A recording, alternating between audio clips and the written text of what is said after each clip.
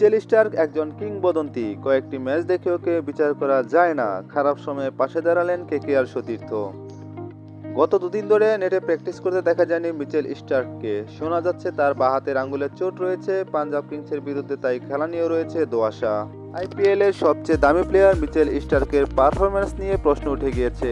তার উপর 24 কোটির তারকা বোলার গত দুদিন ধরে নেটে প্র্যাকটিস করতে দেখা যায়নি তাকে।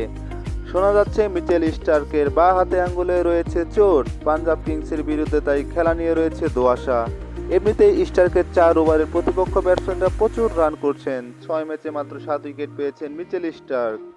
অস্ট্রেলীয় বোলারের দলকে দিশা দেখানোর কথা ছিল, কিন্তু তিনি নিজেই এখন দিশেহারা অবস্থায়। এদিন গা ঘামানোর পরে অনেকক্ষণ ধরে ব্যস্ত থাকলেন কোচ চন্দ্রকান্ত পণ্ডিতের সঙ্গে আলোচনায়।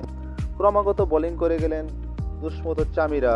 স্টার্ক একান্ত যদি না খেলতে পারেন, সেক্ষেত্রে হয়তো চামিরাকে প্রথমে একাদশে দেখতে পাওয়া যেতে পারে।